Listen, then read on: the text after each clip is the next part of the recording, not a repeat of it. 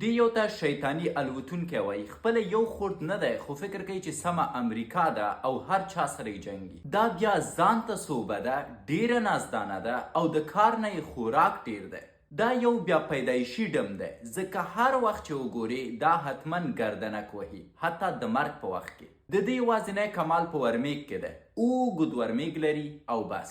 دا یو ښکاري پوډري خو پوډري نه دی، غیرت داسې خرابه کړی ځکه هر چا سره جنګونه کوي. دا یو بیا تل آراموي او د همدې له امله یې نوم دی مړ لرګی. حتی ځینې وختونه د لرګي په څیر همداسې شخ ولاړي. دا بیا په پرندګانو کې د ګلخانانو بیبویي نسل دی ځکه په هر ځای کې همدغه کار دی.